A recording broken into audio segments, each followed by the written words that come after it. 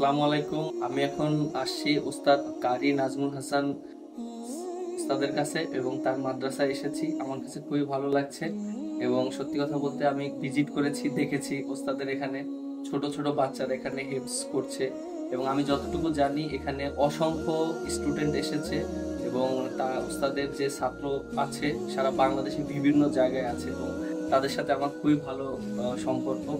উস্তাদকে অনেক অনেক ধন্যবাদ।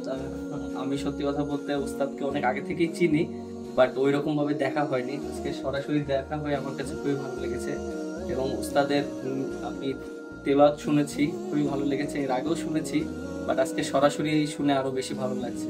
আর উস্তাদ আমার জন্য দোয়া করবেন যেন আমি ভালো খেলতে পারি এবং আমার একটা সন্তান আছে মুদ্দাসির হাসান, ওর জন্য দোয়া করার ইচ্ছা আছে। তো ওকে আমার হাফেজ বানানোর খুবই ইচ্ছা, আসলে দোয়া করি, আশা করি ইনশাআল্লাহ ভালো হবে। আল্লাহ আপনার মনের আশা পুরো করুন। আমিন আমিন, আল্লাহুম্মা আমিন, আল্লাহুম্মা আমিন। আবার সুযোগ পাইলে আসবেন ইনশাআল্লাহ। ইনশাআল্লাহ। Thank you.